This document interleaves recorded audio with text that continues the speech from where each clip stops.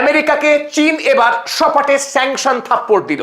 চীন এখন বাণিজ্য দুনিয়ার অপ্রতিরোধ্য সম্রাট। এতদিন ধরে আমেরিকা একের পর এক রাষ্ট্রকে স্যাংশনের পর স্যাংশন লাগিয়ে পঙ্গু করে রাখতো, আর বর্তমানে ওই স্যাংশন আঘাতেই কাবু হচ্ছে আমেরিকার অর্থনীতি, আমেরিকার সামরিক শক্তি। পৃথিবীতে প্রথমবারের মতো চীন এবার আমেরিকার উপরে লাগালো এক্সপোর্ট স্যাংশন।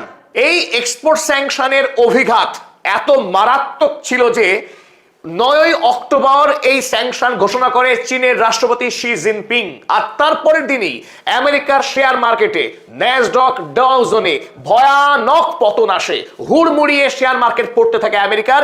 দিনের শেষে ক্ষতির পরিমাণ গিয়ে দাঁড়ায় $2 ট্রিলিয়ন মার্কিন ডলার। এই $2 ট্রিলিয়ন মার্কিন ডলার অর্থ এত বেশি পরিমাণে যা ভারতের টোটাল জিডিপির অর্ধেক অংশ এবং বাংলাদেশের টোটাল ইকোনমির 4 গুণেরও বেশি। এই বিপুল অঙ্কের টাকা আমেরিকার কোম্পানিগুলো একদিনেই লস করে বসে। আমেরিকা এবং চীনের মধ্যে যে বাণিজ্যিক এবং কূটনৈতিক যে লড়াই চলছে, টানাপোড়েন চলছে, যাকে কেন্দ্র করে তা হলো রেয়ার আর্থ মিনারেলস। 17টি বিরল ধাতব পদার্থ যা আমাদের এই পৃথিবীর ভূপৃষ্ঠেই পর্যাপ্ত পরিমাণে পাওয়া যায়, যদিও তার নামে বিরল।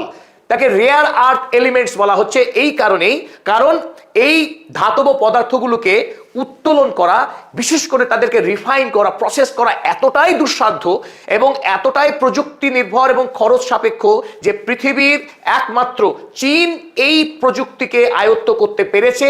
বাকি পৃথিবী এখনো প্রায় অক্ষম, এমনকি আমেরিকা যুক্তরাষ্ট্র, যারা এই রেয়ার আর্থ মিনারেলসের উপরে তাদের রাষ্ট্র দাঁড়িয়ে আছে, সে সামরিক শক্তি হোক, সে ব্যবসায়িক হোক, সমস্ত ক্ষেত্রে।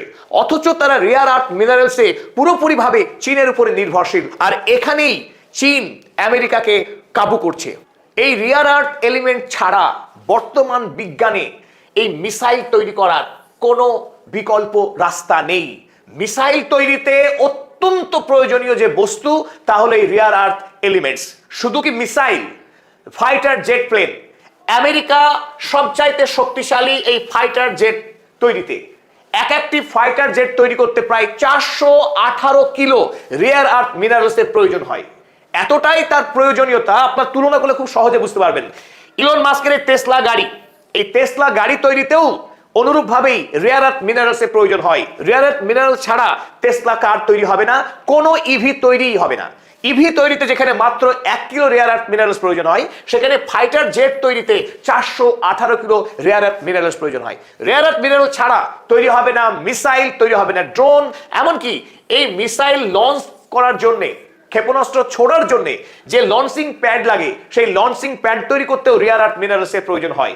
অর্থাৎ এখান থেকে আমরা বুঝতে পারছি আমেরিকা যুক্তরাষ্ট্র সারা পৃথিবীতে তার যে সামরিক যে দাদাগিরি করে, সারা পৃথিবীর রাষ্ট্রকে যুদ্ধ করা, একের পর এক শাসককে খুন করা, মুয়াম্মার গাদ্দাফি হোক বা সেখানে সাদ্দাম হুসাইনি হোক বা ইরানকে ক্ষেপণাস্ত্র মেরে তার পারমাণবিক শক্তিকে শেষ করার যে চেষ্টাই হোক, সারা পৃথিবীতে একের পর এক রাষ্ট্রকে গুড়িয়ে দেওয়ার যে কাজ আমেরিকা করে আসছে, তাই সামরিক শক্তিকে কেন্দ্র করে আসছে। আর আজ আমেরিকা সেই সামরিক শক্তির আগামী ভবিষ্যৎ নিয়েই বড় সড় প্রশ্নের মুখেও পড়ে গেছে আমেরিকা। কারণ রেয়ার আর্থ মিনারেলসের এক্সপোর্টের উপরে চীন লাগিয়ে দিয়েছে স্যাংশন।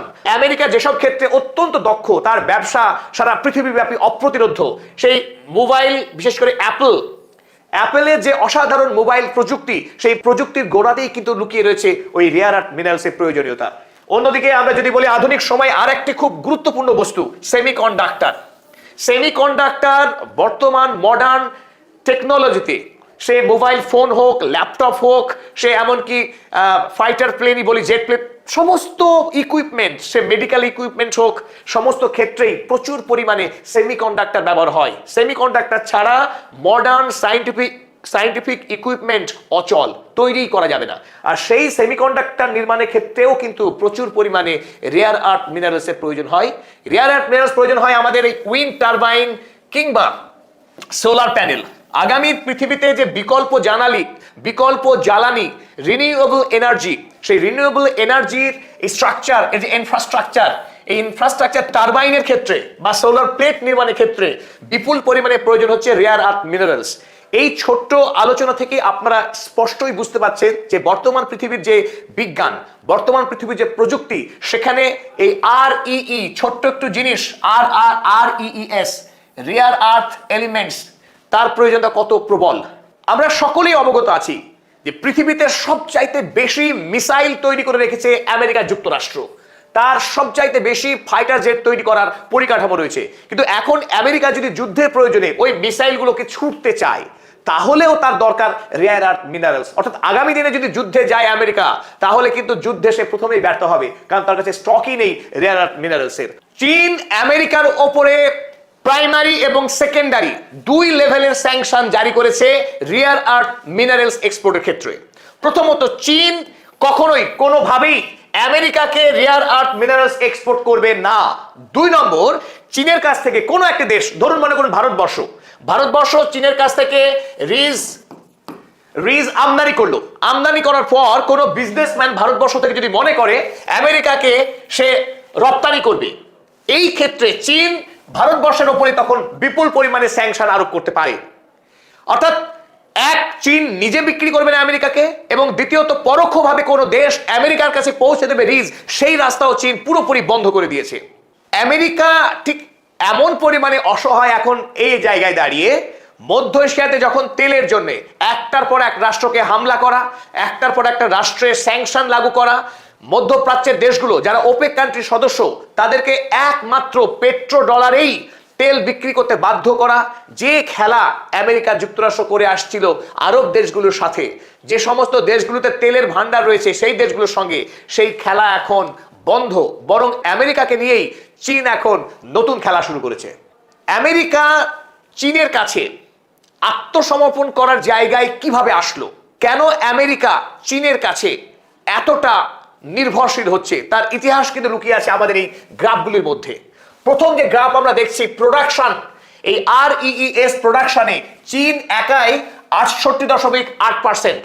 অর্থাৎ পৃথিবীতে যত পরিমাণের এই রেয়ার আর্থ এলিমেন্টস উত্তোলন করা হয় মাটি থেকে, তার প্রায় 69% চীন নিজেই করে। এই টোটালটা চীনের। আমেরিকা যুক্তরাষ্ট্র সেখানে একটা অংশ উত্তোলন করে, তার পরিমাণ 11.5%, বাকিরা সামান্য করে। কিন্তু উত্তোলনে আমেরিকা যুক্তরাষ্ট্রের কিছুটা অংশীদারিত্ব থাকলেও মূল যে সমস্যা জায়গা আমেরিকার জন্য, সেটাই প্রসেসিং এ লুকিয়ে আছে। Rare earth minerals processing and refining এর ক্ষেত্রে চীন সব থেকে এগিয়ে। পৃথিবীতে যত পরিমাণ রেয়ার আর্থ মিনারেলসকে প্রসেস করা হয়, তার 92%, 92% চায়না একাই প্রসেস করে। সেখানে আমেরিকা যুক্তরাষ্ট্র মাইক্রোস্কোপিক, মাত্র 2% REES রিফাইন করে আমেরিকা যুক্তরাষ্ট্র। আর কনজামশনে গিয়ে চিত্র কিন্তু উল্টো।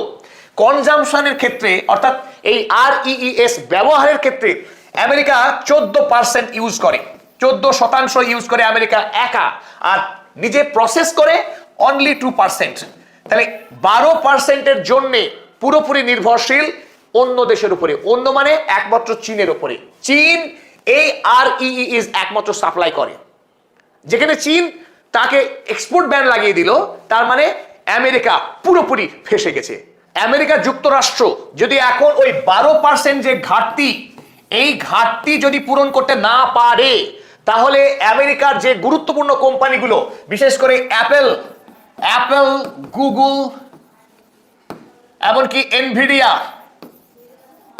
এই কোম্পানিগুলো তাদের কাঁচামাল না পেয়ে তাদের প্রোডাকশন দারুণভাবে মার খাবে। কোম্পানিগুলো তো মার খাবেই, অন্যদিকে সরকারের যে সামরিক অস্ত্র নির্মাণ, F-35 যে ফাইটার জেট, আমেরিকা যুক্তরাষ্ট্র ইতিমধ্যে পৃথিবীর বিভিন্ন দেশের কাছ থেকে টাকা নিয়ে রেখেছে বিক্রি করবার জন্য, অথচ সেই সমস্ত F-35 ফাইটার জেট তৈরি করতেই পারছে না আমেরিকা। তাদের তৈরি এখন থমকে যাবে, কারণ তাদের কাছে রেয়ার আর্থ মিনারেলসের স্টক নেই। আমেরিকা ইতিমধ্যেই $38 ট্রিলিয়ন ঋণের ডুবে আছে জাপান এবং চীনের কাছে। সেই রাষ্ট্র এখন ক্রমশ এই রেয়ার আর্থ মিনারেলসের যুদ্ধে হেরে গিয়ে তার আর্থিক এবং সামরিক দম্ভ চূর্ণ হতে চলেছে।